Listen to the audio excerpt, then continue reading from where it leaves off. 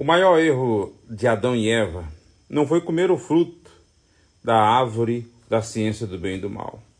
O maior erro de Adão e Eva foi ter parado para ouvir a serpente e tomar conselhos com quem não tinha nada a perder. A serpente, representada pelo diabo, acabou levando Adão e Eva à queda. Cuidado com quem você anda e com quem você toma conselhos. Como já diria o ditado, conselho se fosse bom não se dava, vendia. Mas quando você precisa de um conselho, você precisa pedir conselhos a alguém que tenha uma história de vida e que tenha sabedoria sobre o assunto que você está precisando de conselhos para lhe oferecer o conselho. Porque se aconselhar com alguém que não tem nada a perder é colocar a vida em risco, né? Colocar o seu futuro em risco. E o que Eva fez? Eva foi se aconselhar com a serpente. A serpente representada pelo diabo.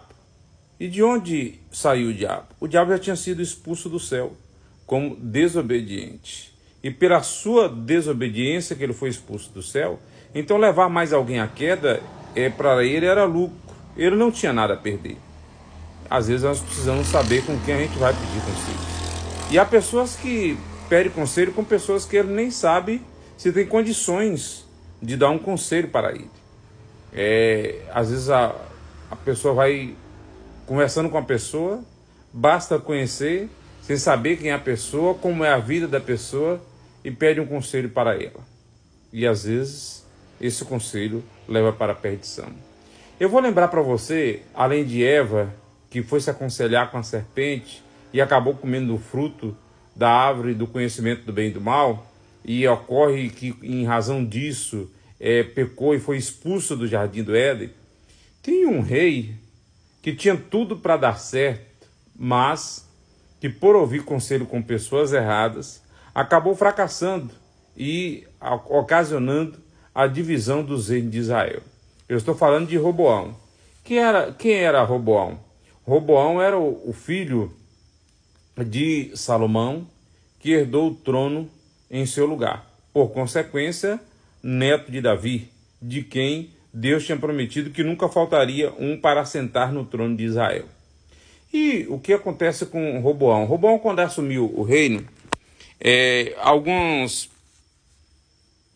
tribos foram reclamar a ele dos impostos que eram cobrados pelo seu pai e da carga de trabalho excessiva que o seu pai colocou. Embora fosse o rei mais sábio que já existiu, Salomão colocou uma carga excessiva de trabalho e de impostos na vida do povo de Israel. E quando Roboão assumiu, as 10 tribos foram consultar a Roboão e pedir que ele diminuísse a carga de impostos, e diminuindo a carga de impostos, consequentemente diminuiria a carga de trabalho. E quando Roboão ouviu esse pedido das 10 tribos, ele disse que ia consultar os seus conselheiros e que marcou que o povo voltasse em 3 dias para que ele desse a resposta. Ele ouviu realmente os conselheiros, as pessoas idosas que tinha no conselho. Todo o reino tem os conselheiros, aquelas pessoas com que o rei se aconselha, que às vezes alguns são chamados de sábios do reino. Quando você lê lá na história de Gênesis, você vai ver que quando o faraó teve o sonho que José interpretou, ele mandou chamar os sábios. Então os sábios são essas pessoas com que o rei se aconselha. Então o que Roboão fez? Primeiro, ouviu conselhos com esses sábios. E os sábios aconselhou ele a diminuir a carga tributária das costas do povo, que consequentemente ele teria o povo na mão e teria um reino próspero pela frente.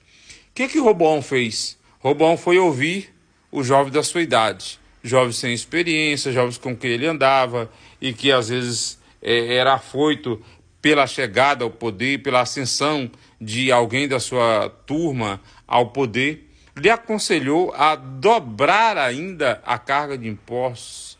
E Roboão chegou a dizer que o dedo mindinho dele, esse dedo aqui, era mais grosso do que a mão de Salomão, e que ele aumentaria muito o sofrimento do povo.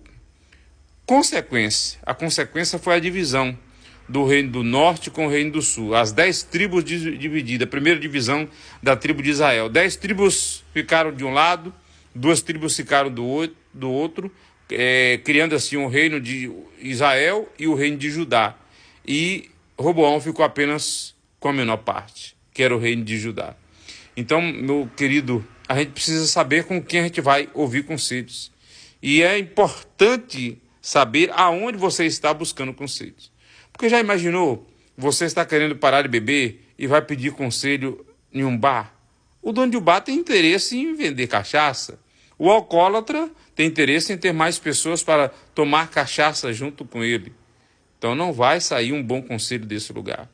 Como é que você vai ouvir conselho com quem não tem nada a perder? Obviamente que ele vai também colocar a sua vida a perder, assim como a dele. Pense nisso.